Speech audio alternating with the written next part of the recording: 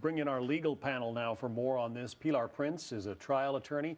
John Manuelian is a criminal defense attorney.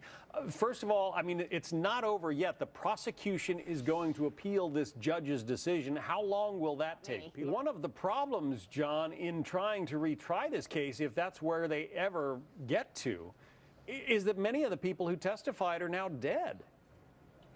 That's right, including the chief witness in this case, who was a heroin addict that testified at the preliminary hearing, and right after the preliminary hearing, he dies, and they use the transcript during the trial. It's going to be very, very difficult. Also, it's very, very long. This is a long time ago, and there's no motive in the case. Why did Mr. Skakel kill Miss Moxley? That has never been established. There's never been DNA evidence, physical evidence. All of the evidence has been based on nefarious people from the reform school in Maine that testified allegedly that Mr. Skakel made statements that were inculpatory, meaning that he confessed. But there's nothing. There's no connection. So I'm glad that there's an appeal. But I will say that I do know Mickey Sherman. He is a highly intelligent attorney. The strategy should never be questioned. I don't think his standard fell below the objective standard of reasonableness, but I am happy that Mr. Skakel is getting that appeal. There are a lot of cases, John, where motive is never exactly established. I mean, you have two young teenagers. It could have been anything. You really think that'll be a big part of figuring out whether or not he goes to, whether he gets a new trial?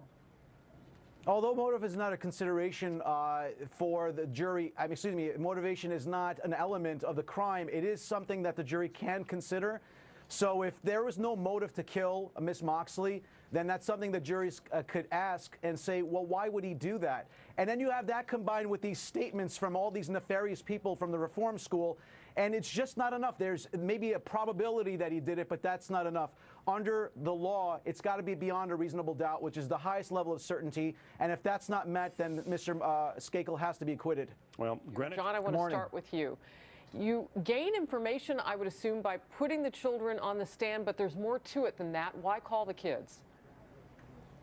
Well, I think the prosecution's trying to show that this father had a double life, and that was the motive, that he wanted to kill the wife in order to be with his mistress, Gypsy. And I think the daughters are very sour about that. And I think by portraying that evidence, it shows motive, and they're going to use that motive to convict him. But I think the problem in this case is the causation of death. We don't know how she died.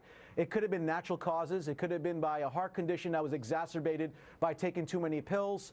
It could have been she drowned, and I think ultimately that's what the jury's going to hang their hat on. And I don't think there's going to be a conviction in this case because of that. You know, John, for anybody who's been watching this case, and we've been covering it here on Fox, you've seen kind of a metamorphosis physically from this doctor. He looks very, and you see him there off to the right, seated just off to the right center of your screen there, just very calm. Do you think they're coaching him in any way to kind of have that sort of doctor's demeanor?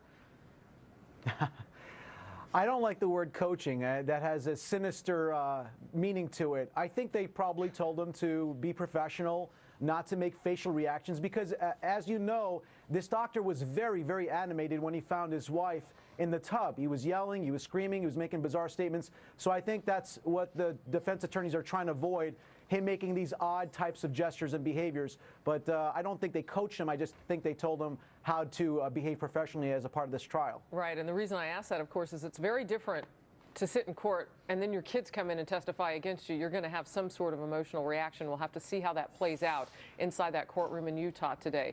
Pilar and John, thank you so much for being with us. Thank you. Thank you.